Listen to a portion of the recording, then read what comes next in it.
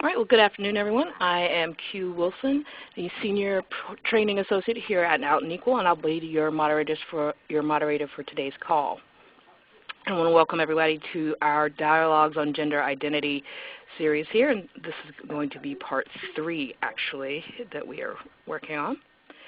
And if you'd like, you should have received an electronic copy of the slides previously to the meeting being started. If not, we'll get one to you after the meeting. As many of you know, Out and Equal is a national nonprofit organization dedicated to achieving workplace equality for all of our inclusive of employees' sexual orientations, gender identities, expressions, and characteristics. Work they're doing. So with that, we'll go ahead and move on. And we're going to talk a little bit about what Part 3 is. We're going to be talking today about workplace issues for transgender employees, and we'll be talking about best practices and how to really move from where you are now to where you want to be. We're going to look at what some of the major issues are that your employees face in the workplace, and we're going to have some discussions about the fundamentals of transgender health issues. Actually more than fundamentals. It'll be pretty in-depth discussion about that. So now we want to turn over introductions to the rest of you. So if you can please tell us your name, your organization, if you haven't been here before, what you want to get out of the webinars, and if you were here last time, if there are any reflections from the last call you'd like to share. And I'll go down the list. It looks like the lines are unmuted. So we start with Brad. Thanks. Brad Sensabaugh here. I work for TD Bank, and I'm based out of London, Ontario, Canada. I have been attending these series of webinars, so this is my third session that I've been able to attend, and I'm enjoying them so far. It's certainly interesting to me to see some of the differences in terms of, I would say, the climate between the United States and Canada. Most prominent, I guess, was during the first session where there was the heat map looking at state-by-state coverage or lack of coverage in terms of anti-discrimination policy towards the LGBT community, which is shocking to me as a Canadian. But I'm finding value out of all the sessions. Okay. Now Colette, please. Colette McNally. I'm with Northwestern Mutual in Milwaukee, Wisconsin. I was able to log in for the last seminar, and it was some good, the history was pretty interesting to learn about and share with our group here. We're a still forming ERG, and so all the topics today are very relevant as to what we can do going forward. Excellent. Thank you. And then Daniel, please. Oh, hi. This is Daniel Smith. I am actually a very new employee here at Out and Equal, and obviously think that gender identity is so important to move forward in terms of workplace equality. So I'm just very interested to absorb everything through today's workshop. Great. Thank you. That's everybody. We're going to mute the lines again. And then I'm going to move on and talk a little bit about a little bit of background here on federal protections for employees. So there's a long history of evolving federal protections for employees. The first of which is in 1935 when the Wagner Act passed, which allowed actually disallowed employers from interfering with union organization. I apparently can't talk about unions though. So that's the first thing. It was another almost 30 years before in 1963 the Equal Pay Act was passed.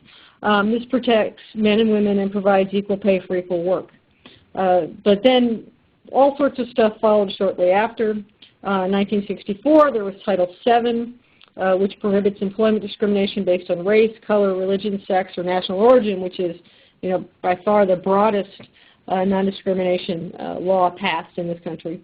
1967, the Age Discrimination portion of the Civil Rights or Age Discrimination Employment Act passed to protect individuals over 40. And then in 1974, there was an attempt to add sexual orientation to the Civil Rights Act, and that did not pass. So then, followed by that, in 1981, pregnant women were added to the non-discrimination laws. And then finally, in 1990, people with disabilities were added through the American with Disabilities Act, protecting employment discrimination based on disability. As many of you and probably all of you know, ENDA has been introduced multiple times since 1997. It has not passed yet, but ENDA would provide protection for LGBT people. The T part was added in 2007. There are expectations that some form of ENDA will get passed within the next couple of years, but exactly when and in what form, we really don't know yet. So that transitions us very nicely into our first quiz for today, and we'd like each of you to go ahead and answer this quiz. And the question is whether your employer has made an official statement of support for ENDA. Sorry, there's an R missing in there, but it should say employer. So go ahead and click on that, and then we'll see the results.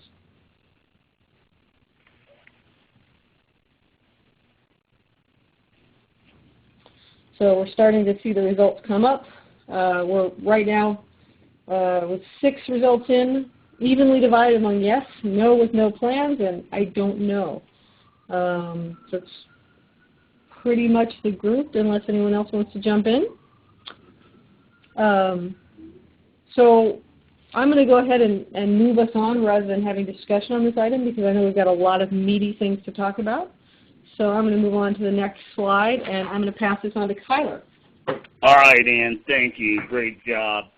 We're going to talk about workplace issues for transgender employees, and you see the Out and Equal sticker there, which looks great, and the symbol for transgender people. We move on. You get another quiz. We'd like to keep you active. Are there any transgender employees in your workplace? You go ahead and signify either yes if there are, no if there aren't, I don't know, or not applicable if that should apply. And wow, looks like we have 100% of people that have transgender employees in their workplace. And I think that's great, and I think that a lot of people don't know that they do, and there are transgender employees in the workplace. So that's great. And obviously while you're on the call. We move to the next slide, which talks about intersectionality. And I'm sure some of you have heard of this and some may have not heard of this. But what this talks about is that an employee may come in with what feels as one form of discrimination, which may be gender identity discrimination, and that can be also coupled or combined with race or age, or both of those combined with gender discrimination. So it's important, particularly for human resource people, to be aware of that and to note the signs and to parse those sorts of things out.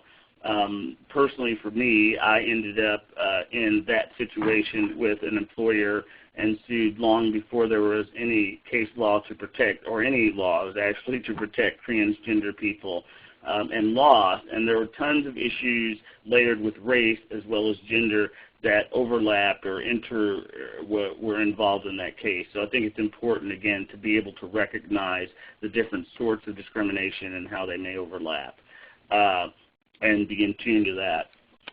So we'll move on to the next slide. Some of you may have seen this map before. We're showing it again. Brad, I think you may have seen this, showing the state non-discrimination laws. We thought it was important, again, for people to see the lack of protection. And so the states that are white is where there is no protection. The states that ban it are in the, and I'm not sure what that color is, like purple looks like to me, and sexual orientation. And then the ones in the color that looks like pink to me, the pinkish color, ban discrimination based only on sexual orientation. Now, in the states that are white, there may be some local municipalities with some ordinances, but as we know, the local municipalities don't really have any bite. They do serve in a lot of cases for educational purposes, but again, there's no force or effect that really will impact an employer to change egregious behavior against trans people.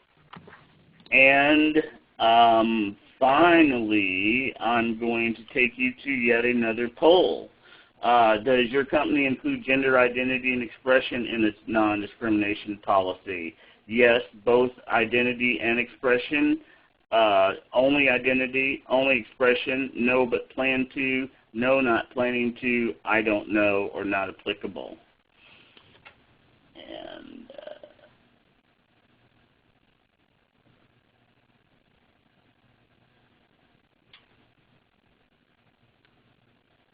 I'm responding myself, so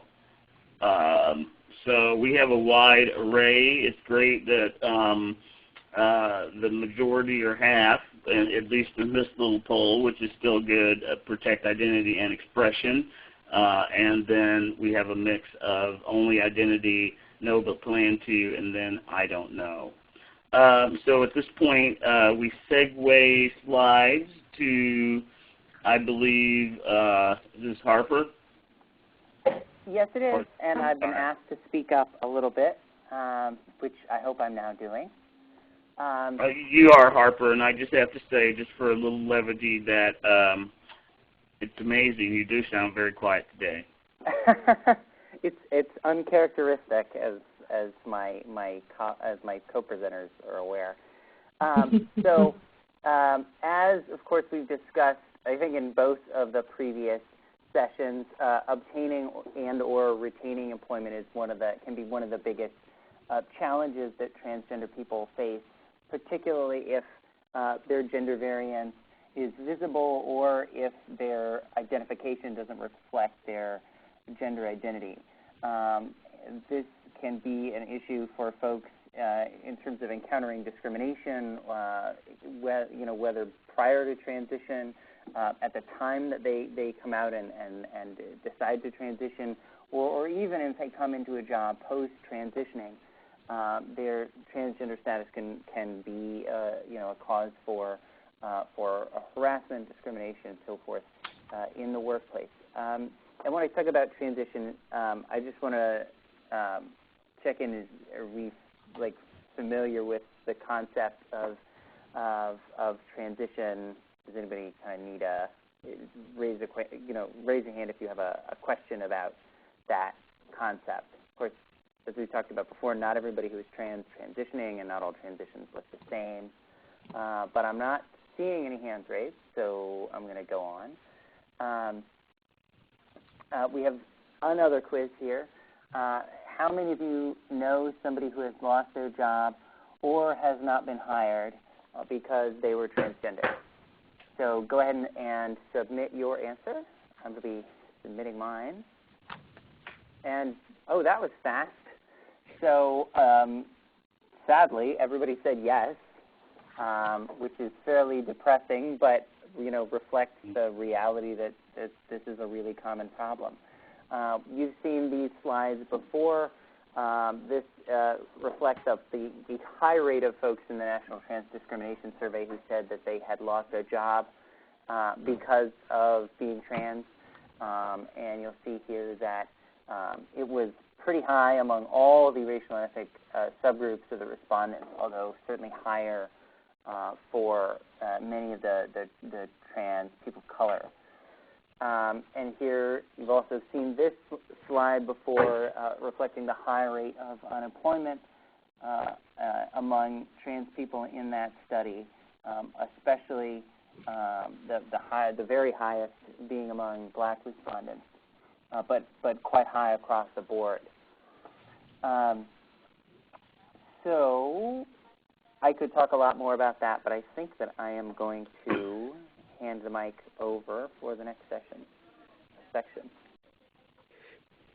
And that would be for me. Thanks, Harper Jean. Take it away, Jean. So among the workplace issues for trans people, apart from discrimination, which often keeps them from getting jobs or retaining jobs are dress codes. And so when people do transition, often the fact that they seem to be violating a dress code somehow is one concept that comes up. Less so now as we've moved forward, but it still can rear its ugly head. And you see in this slide a number of people. I wonder, it would be cool if we had a poll here, but we don't. Or how you would do this in this kind of webinar setting. Which of these people is not transgender, and how many of them are not wearing appropriate clothes for the business environment? So, but actually, there is one person in all of these pictures here who is not transgender, and that is the person on the far left of the slide of the image on the left. But everyone else in these photos is a transgender person, and this just goes to show that transgender people can wear appropriate clothing in the workplace. What happens is when they start to transition and people are made uncomfortable by the fact that there's a shift going on, sometimes people will complain that a person is violating the dress code, and because they're not wearing clothing appropriate for the sex that person assumes them to be. So that's a complication there. But the other aspect in which dress codes can present a problem for trans people is in the case of gender fluidity. And you can see the Sister of Perpetual Indulgence in the lower left. She's basically what most corporations were absolutely terrified of when we began to bring forward non-discrimination ordinances in municipal and statewide levels, and also to ask corporations to start implementing non-discrimination policies. People were afraid that people were going to come to work look like this, and that they weren't going to be able to tell what sex somebody was. So the issue is often that people will default to dress codes as a form of protection to push back against gender fluidity or a transition. So there's a lot of examples here of what might be seen as gender fluidity. I mean, Ellen, people pretty much know who Ellen is. Upper photos in the center. She's pretty ubiquitous. And she actually, although she uses feminine pronouns and people are accustomed to seeing her, she's a pretty good example in terms of how she dresses of some applications of the concept of genderqueer. She doesn't use that to define herself as far as I know, but when people can get used to Ellen, they can get used to other people. And down in the lower right, Pat stuck this picture in. That's me when I was a construction cable splicer for the telephone company long before my transition. And I was the first female-bodied person to do that work in the state of Oregon in the 70s. And that was upsetting for a lot of people, too. So, I think I was kind of genderqueer myself at that time. But let's move to, oops, I did it wrong. Let's move to a poll. Does your organization have a dress code?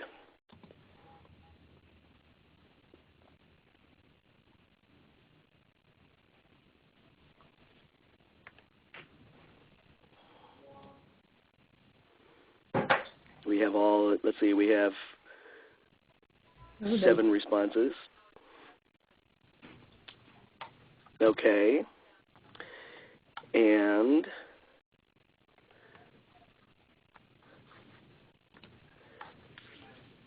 if your company has a dress code, is it sensitive to racial and ethnic issues and customs?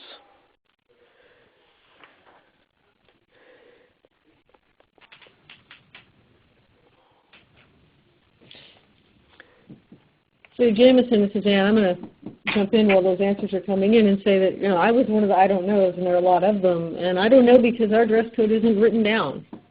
Aha, that's interesting. Yes, it's just understood.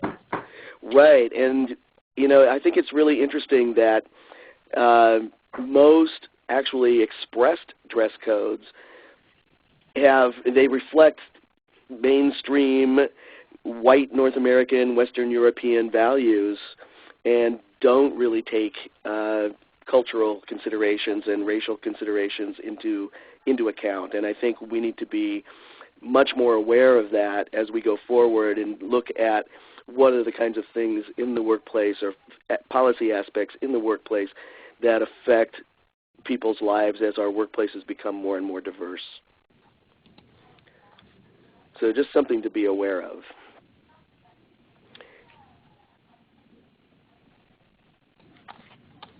So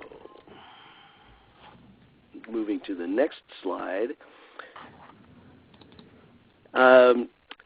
The EEOC, the Equal Employment Opportunity Commission, and I know, Brad, this is not of terrible interest to you, but this is a big deal for us in the States where there was a case recently. It's called the Macy case. Macy is the last name of a trans woman who filed a complaint based on discrimination in the workplace, and the EEOC ruled that, in fact, for the first time, a real ruling came down in favor of trans people being covered under Title VII non-discrimination provisions in the Civil Rights Act. So under that act, or under this ruling, employers should revise their dress codes and policies to make them gender neutral. Policies that specifically define the kinds of attire that males and females may wear tend to be based on sexual stereotypes and gender expectations. Policies that require professional business attire, irrespective of sex or gender, are recommended. And then you have to get into the cultural things, parse that out too. But that's the guideline now from the EEOC. So bathroom issues always are of interest to people dealing with trans people. And they're of interest to trans people as well. I mean, trans people are as worried about going to the restroom and having confrontations as anybody else is about having the wrong kind of trans person in their bathroom with them. Trans people often make all kinds of accommodations to avoid confrontations, some of which are not always healthy or logical.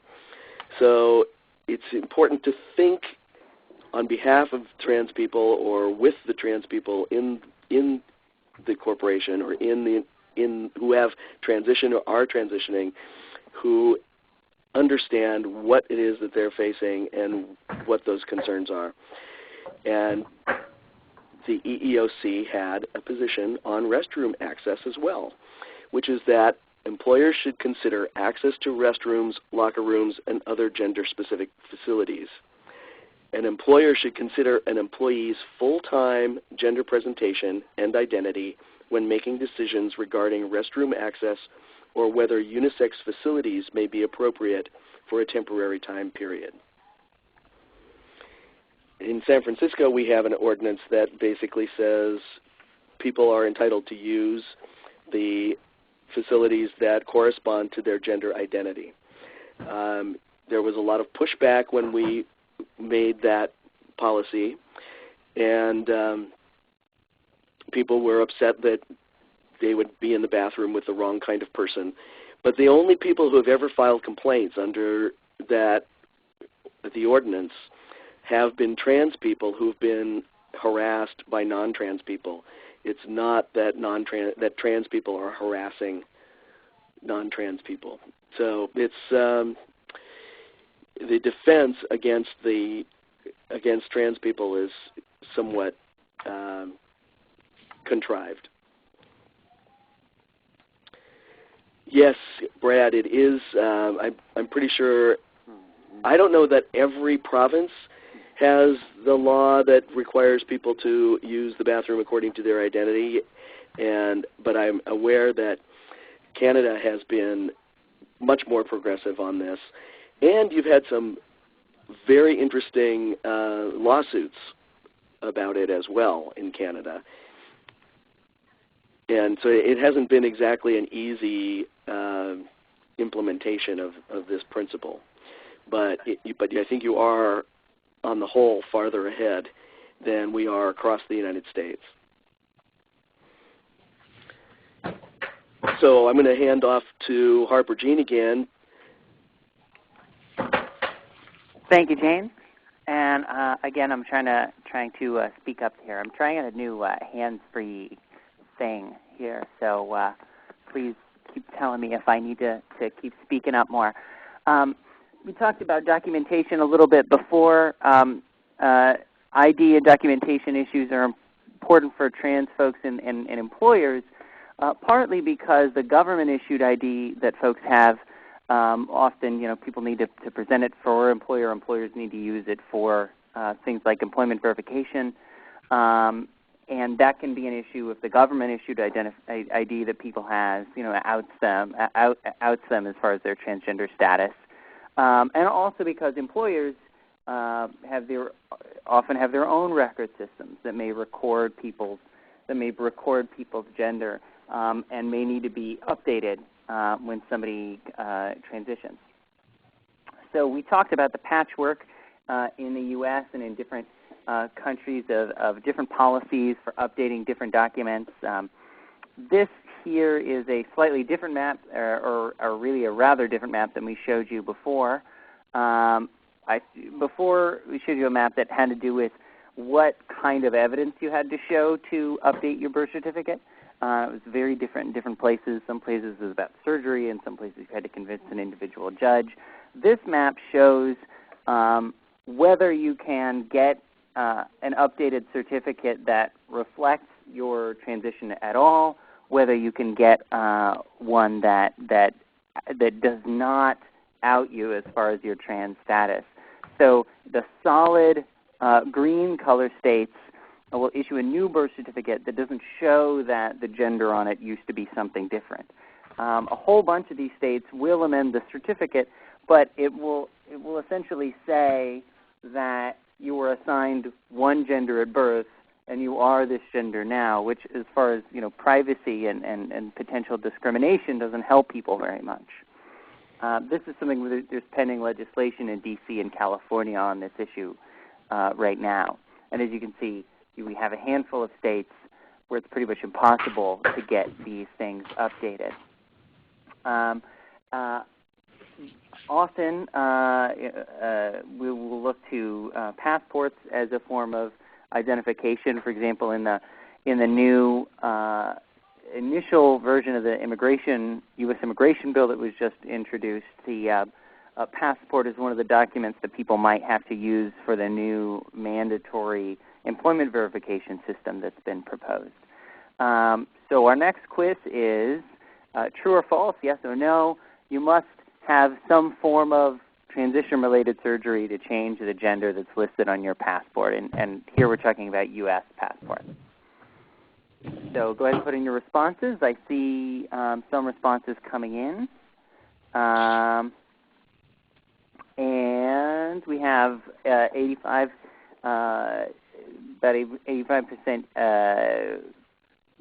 no and about 14% yes. The correct answer, as of 2010, is no. There's still a lot of documents in the U.S. that you have to meet a surgery standard to update. The U.S. passport is not one of them as of 2010. The State Department will update gender on a passport based on a letter from a physician confirming that someone's had appropriate clinical treatment for gender transition. Interestingly, State Department doesn't want details of what your treatment was. They really just want a letter from the doctor that has that language that's in quotes that says, you and your doctor have decided that whatever treatment you've had is what's appropriate for you for your transition. It's intended to recognize the fact that transition and the medical aspect of it looks different for everybody. And I should say that there's a similar policy for U.S. immigration documents like the employment authorization card and the green card. To update the gender on those is a similar approach that doesn't require surgery but does require this kind of letter from a doctor. Now, the feds have their own policy for their employees for record changes, which is slightly broader. You can submit that as a federal employee, that physician letter about appropriate clinical treatment. However, if you've already updated some form of state identification, which as we discussed previously may not require proof of any kind of treatment, then that's okay. And you can submit that as well. If you've updated your driver's license, you can submit that to update your federal personnel record. Doesn't require proof of medical procedures. So, what about other employers? The Macy case doesn't speak specifically to this, but I think what is coming out of the Macy case, what's being recommended in terms of best practices, that employers should be prepared to update or change the employee's name and sex in employee records. Now, there may be a very few circumstances in which, for some reason, they're not legally able to do that. I'm more familiar with circumstances where school records, where there may be a legal requirement that that those records, that the system records reflect to something like a birth certificate. For employers, for private employers, that usually won't be the case. In any event, the best practice is to be prepared to update those things when someone transitions, and to identify which records can be modified, including all the things that might have their name on them: email addresses, nameplates, business cards, security badges, and anything that might record gender as well. And I should say that while the feds require you to either update your government-issued identification or provide some kind of letter from a physician, employers don't have to require that, and in fact many don't. I think a best practice that some employers use is that simply when the employee socially transitions on the job, or when they submit proof of a legal name change, if that's part of their transition, then they'll go ahead and change the gender in the record at that time and not require official ID changes or medical documentation. So that is a best practice that many employers use that it requires less in the way of documentation from the employee than what the federal agencies now require. I am now passing off for the next section. All right. Thank you, Harper, and your level is great. Thanks, Tyler. This is the National Transgender Discrimination Survey, which actually the National Center for Trans Equality, Harper's employer, had worked on, that shows the harassment and violence that goes with people that have incongruent identity documents. And so it's just amazing how the level of violence peaks if the documents don't match. And so that's so important for that, and people don't realize that if I start work and then decide to transition, my documents all have to be changed or match or not match in some way, but if they don't match, then I'm going to suffer severe harassment. And you see it based on the intersectionality also of race and how that plays out as well. Moving on to the next chart, the EEOC versus Macy case regarding pronouns, which is also an issue when people transition. And even before I transitioned, nobody ever saw a she. But however, once I transitioned legally and requested people use the he pronoun, then all of a sudden I became she, which is very interesting. Employers should be mindful to use the appropriate pronouns consistent with the employer's gender presentation. And you should ask the employee also, even though it may be uncomfortable for other employees, it's very important for that employee to be addressed correctly. To the extent there's an uncertainty, again, a communication with the employee as to their preference, and do it in a confidential way, not on the workroom floor going, hey, what do you like to be called, or, you know, what do you go by, because that's very putting the employee on the spot in an uncomfortable situation. And then as the employer, then you need to make a plan to communicate that to coworkers and to customers so that the employee is addressed correctly and that it's not a laughing matter, it's just a matter of fact. This is the policy and procedure, and this is how we're communicating that to our coworkers and then our customers. And those are very important. And a lot of where a lot of the harassment comes from in cases when I get people that call me for discrimination cases, that's where most of the harassment comes from as well. You know, they call me he when I'm a she, or vice versa, or an it, or when somebody chooses not to be called an it. So that's very important. And then we look beyond the gender binary, because we're so into male-female that sometimes we forget that really nobody falls clearly within any box. If we look, and I tell people all the time when they're distressed about it, go sit in the mall or in the airport and just look around at people. So we have these fictitious ideas of the gender boundary or gender binary, and some people don't fit in that binary or choose to fit in that binary. Okay, they may either be male or female and choose to identify that way because they just don't feel like that's important and that should be respected. Or they might be either female or male, or they could be both. Some people choose to identify as both those and use various sorts of pronouns such as thee, they, them, instead of he, she, or the masculine or feminine sorts of pronouns. So it's important to be very respectful of that. And again, it's about respecting other people.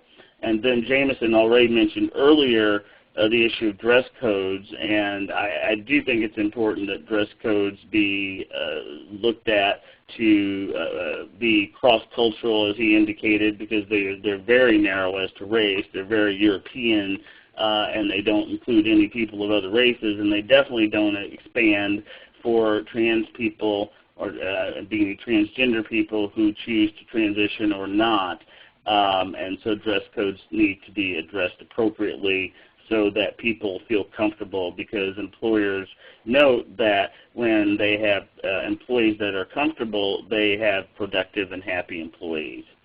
I think this is now going to, let's see here, am I changing the slide? Going to me. Yep. All right. This is Ann again, and I'm just going to jump in just long enough to do another poll with you. So please go ahead and state how many states have statewide non-discrimination laws that include gender identity and expression both. We looked at this earlier, and now you've got to put in your thinking cap and try and remember how many there were.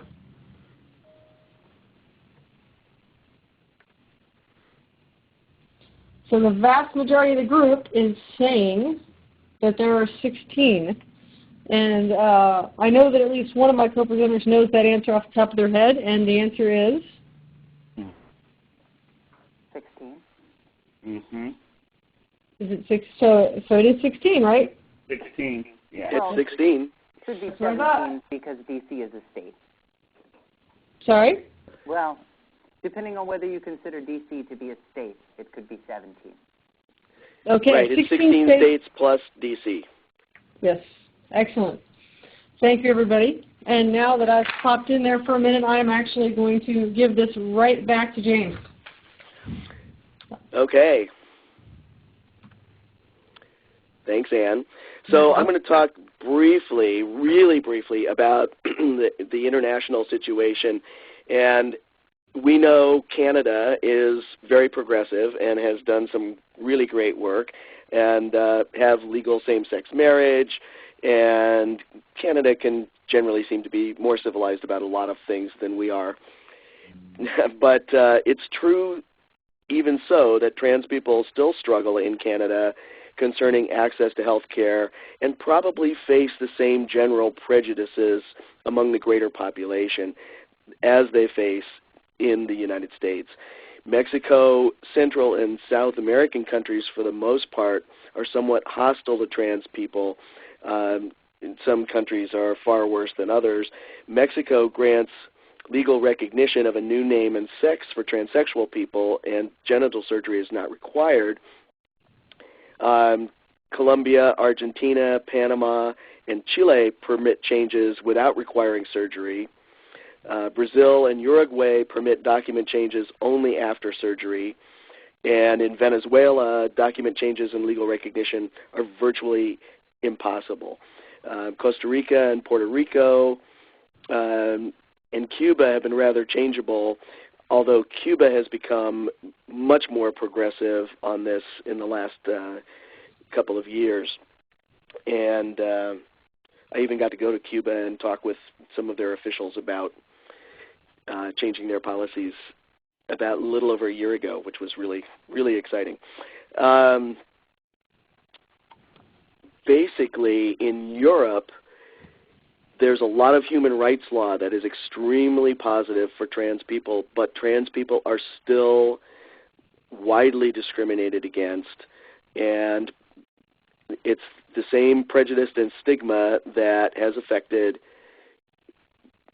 people who are different historically, and the fears that people have about things that are relating to sex. And so we still have a long ways to go, but having a lot of these instruments based in human rights, which is something that we don't have in the United States, is really, really important, because it gives, just like instituting non-discrimination policies, it gives you guidance for the direction that you want to go. So we have a lot to discuss about benefits, and I know the international setting is so variable and tenuous and volatile, if you will, that it's hard to, I could say a lot about it, but I really need to move on to this next section. The concept of providing equal access to benefits of employment is really crucial for trans people's access to health care. So having access, trans people often pay into the health insurance plans that the employer offers, only to be restricted from using them if the insurance company finds out that they're transgender or transsexual. And this is a serious problem because it distracts employees from their work as they try to navigate the insurance system or sacrifice their health by avoiding accessing care and paying out of pocket for services without involving the insurance company. And the benefits they seek are often ordinary primary care, not necessarily trans-specific care, but even many treatments that are trans-specific are covered for non-trans people and excluded for trans people. So this is a serious problem. And we say there health care is a right, not a privilege, but that's not true in the United States.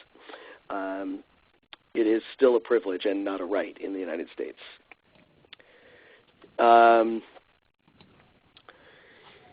Basically, I want to review with you what are the trans exclusions, why are they a problem, and how other employers are addressing this issue.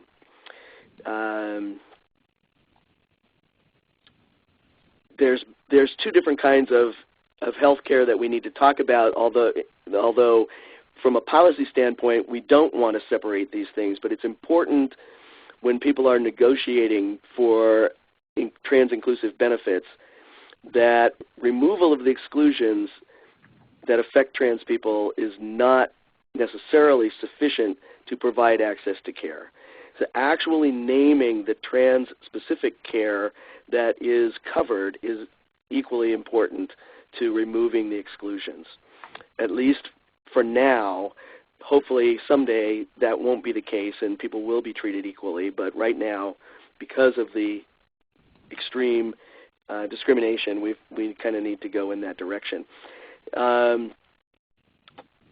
Just a little notation there on that slide to address this. Coverage in San Francisco after about 10 years, it's now closer to 13 years, indicates that there's no additional cost to insurers.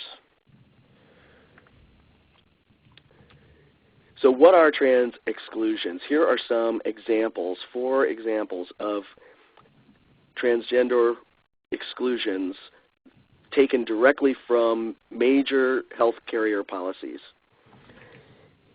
So services for or leading to what they call sex transformation surgery, gender transformation, treatment or surgery to change gender, including any direct or indirect complications or after effects thereof. Expenses for or related to sex change surgery or to any treatment of gender identity disorders. Transsexual surgery, including medical or psychological counseling and hormonal therapy in preparation for or subsequent to any such surgery. So these are statements that basically say we are not going to support anything in your body that leads to a sex or gender change for you. And what happens in actual practice is that people, providers, healthcare providers, interpret that to mean that any part of your body that has been affected is transsexual and therefore has been affected by hormones, for example, is transsexual and is not eligible for treatment. So if you happen to be transsexual and have a broken arm, sorry, we don't treat that because that's a transsexual arm.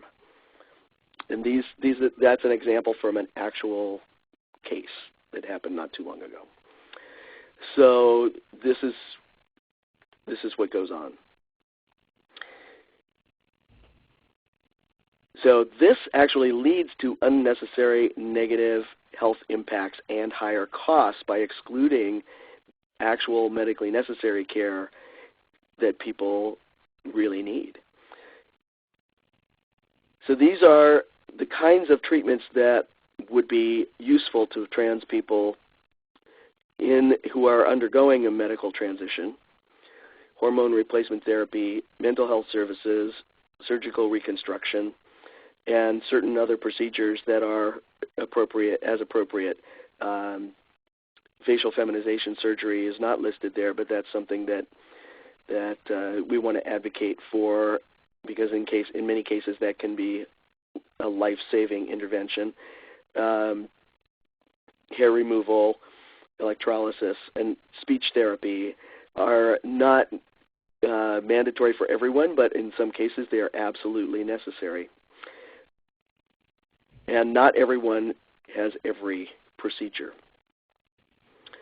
So here's the summary of the San Francisco case study. Basically, a premium was instituted in the beginning because the actuaries advised the city, who was acting as an employer, to implement this for their employees and plan members, dependents, and retirees, that there would be 35 people per year using $50,000 worth of services. They wanted to impose a 1-year waiting period before services could be accessed, and a $50,000 cap per person. And for that, they charged each subscriber to the plan $1.70 per pay period. And that was part of their premium for their insurance coverage. Now, to put that in perspective, each participant in the city plan also paid close to $12 per pay period to subsidize substance abuse treatment programs. So this is every aspect of a benefit plan does have a cost assigned to it. That's how they figure out what they're spending their money on. But what they did was, over about 5 years, collected millions of dollars and ended up paying out $44,000 on 19 claims, which were filed by 6 individuals. So they dropped the premium surcharge because they realized, essentially averaged into the pool, there was literally no increase in costs affected by offering this care.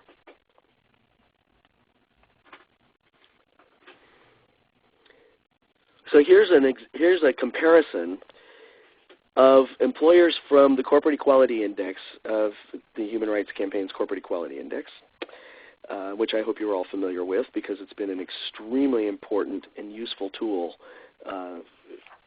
to effect these benefits. Basically, this table compares a subset of CEI employers to San Francisco and suggests that fears of excessive or burdensome costs are truly unfounded. So in order to compare across employers of quite different sizes and across varying time periods, we've taken the number of claimants they reported and adjusted to a per 1,000 employee rate. And we've broken out the employers by the number of employees, and that's in the vertical columns. And we actually, a colleague of mine, Andre Wilson, and I interviewed 14 Corporate Equality Index firms, but only half of them were able to estimate claims, while others responded that they were not aware of claims. The lower bound, represented in the first 2 pink rows, is calculated based on all 14 employers, with half reporting no claims. And since some of our 14 employers expressed some uncertainty, we calculated an upper bound, or worst case scenario, based on just those who were sure they had experienced claims. And this is expressed in the last 2 pale blue, the bottom lines of data.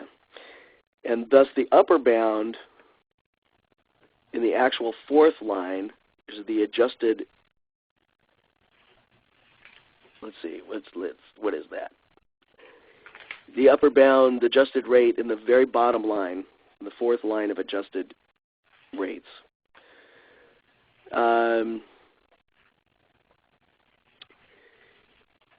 Is based on only the 7 who reported claims. So the city of San Francisco reportedly had between 25,000 and 35,000 employees. We've used those lower figures, although it appears that the actual enrollee base is close to 80,000 with retirees and dependents. And data was reported by the city by claim rather than by claimant. So we also calculated upper and lower bounds for the city data, which are shown in the pale line here. Let me see if I can get one of these little arrows. Yeah, and this line here is the city data. And really, it sort of turns out that the city of San Francisco is like a worst case scenario. And people did say people were going to flock to San Francisco in order to get jobs there and get their coverage.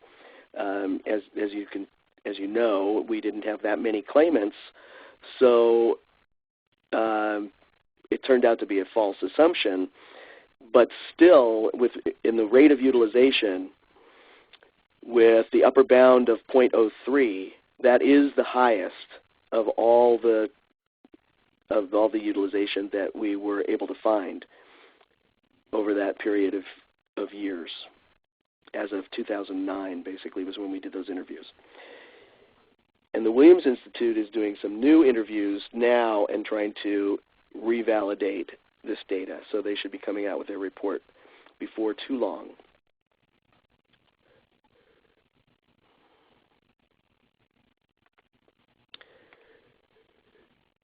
So it's important to recognize that most transitioners do not have all procedures.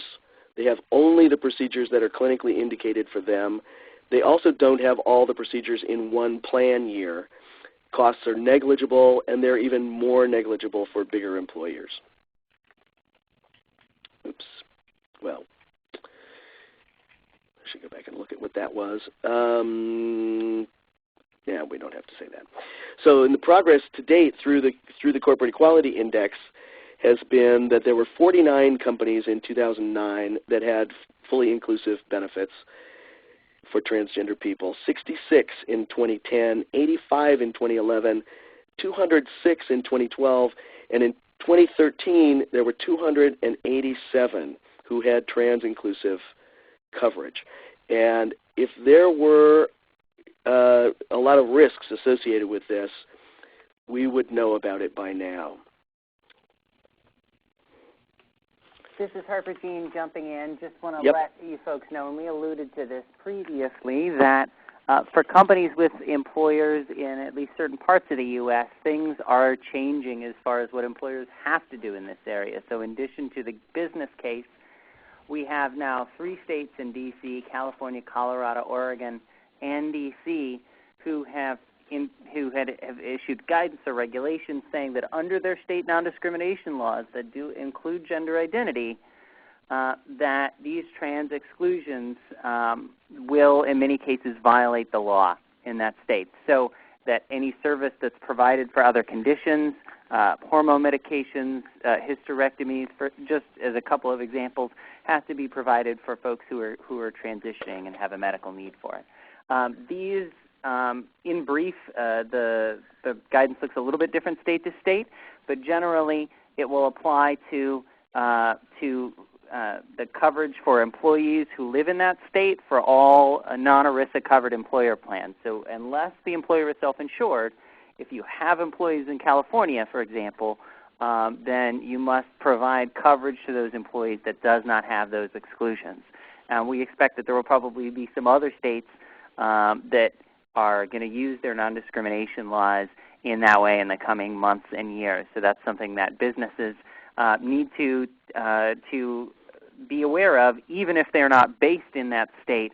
If they have employers there, they may have legal compliance concerns in this area as well.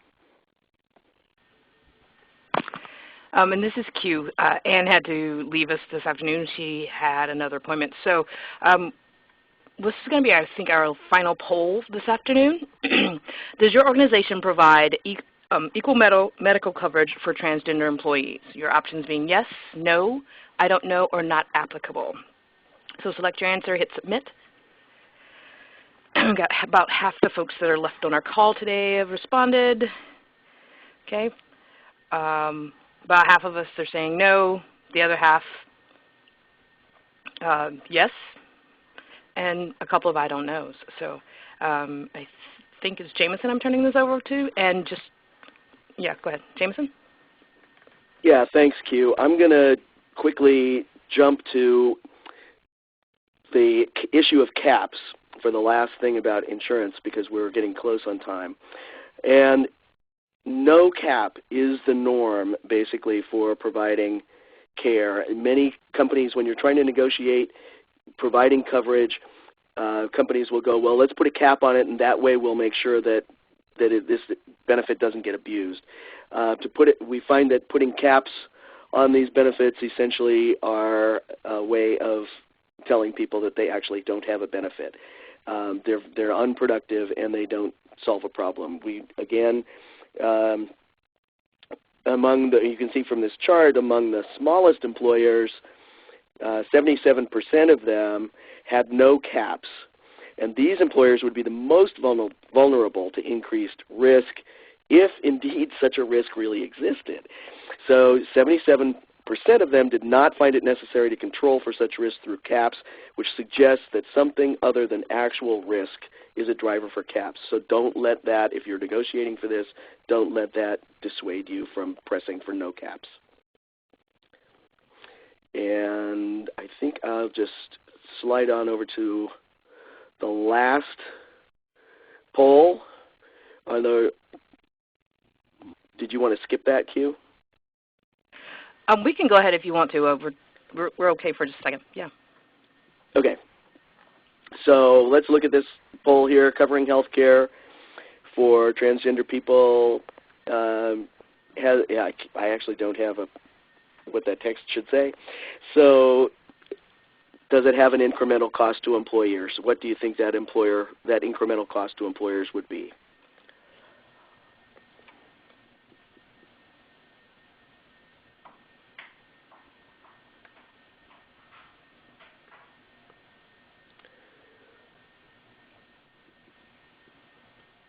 Almost everybody got the right answer, which is really 0. That's what we've been able to prove so far. And we have one more.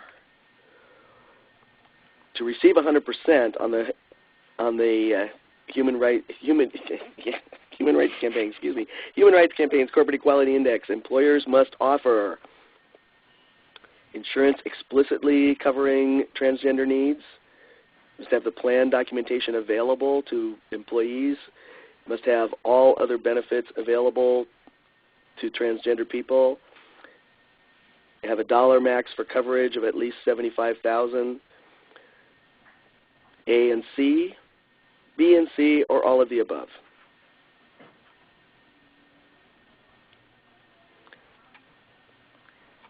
I know there's no A or C there, is there? Mm-hmm. But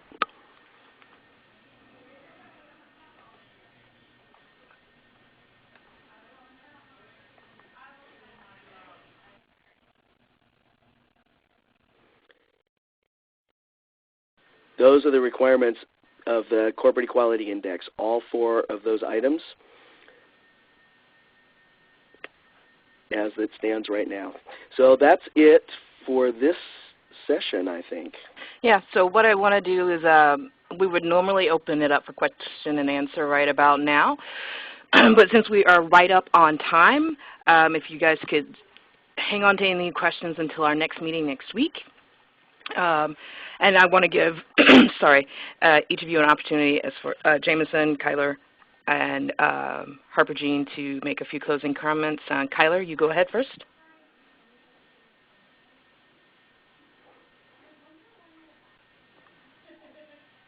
Kyler, you might still be on mute.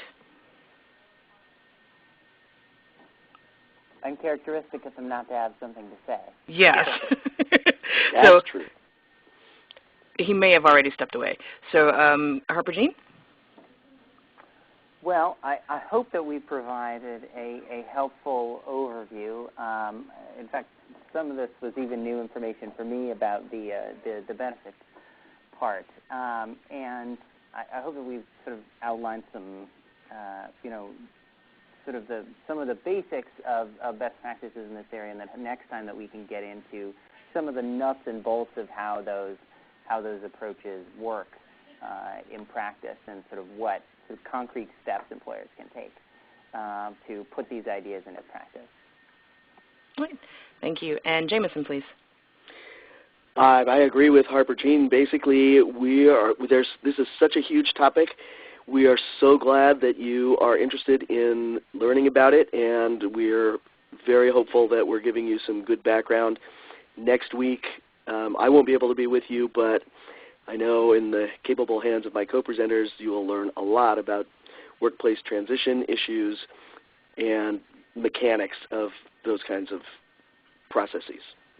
Thank you so much, Jameson. And I want to thank you all for joining us today on our webinar. When the call ends, if you'll stay signed into the webinar for just a few minutes, it'll close. When you close your screen, you'll be directed to a feedback form. And please take a few minutes to complete this evaluation, as your inputs help us to continue improving the topics Out and Equal brings to you. The evaluation link will also be contained in the follow-up email that we'll send out as well. Of course, this webinar has been recorded and will be available as part of this series after it is complete. If you know of others who might benefit from these webinars, please forward them links and let them know about our Out and Equal programs. Our next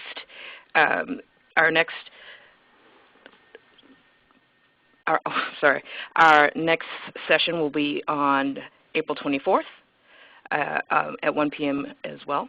And the topic will be Culturally Trans Competent Allies. Thank you all for joining us again, and have a great afternoon. Stand by.